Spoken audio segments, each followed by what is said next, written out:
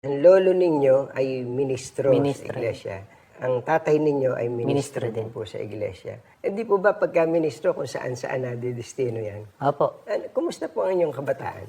Mula elementary hanggang high school, Katunying. Taon-taon yun, lumilipat kami.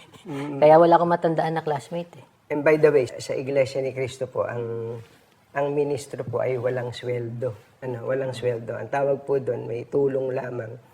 E di, nai-imagine ko, dahil ang tulong ng ministro ay hindi naman katulad ng sweldo sa labas. Patawarin ako sa termino, parang meron kang mga gusto na hindi rin na ibibigay sa iyo ng magulang mo. Marami po, Katunying.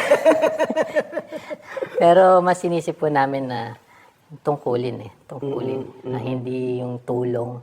Mas lamang po yung tungkulin eh. Yung tinutupad po ng tatay ko. Ng magulang.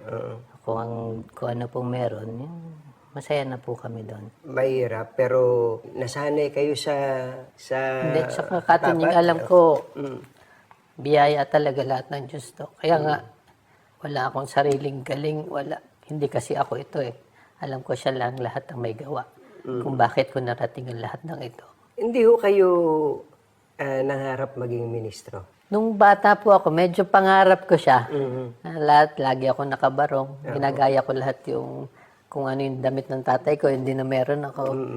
Pero sa ngayon po, ano po ang tungkulin niyo sa iglesia? Diakono po ako Opo. sa lokal ng Visayas. Opo. Para malaman lang, ano ba yung tungkulin ng diakono po? Diakono po, yun yung nangangalaga sa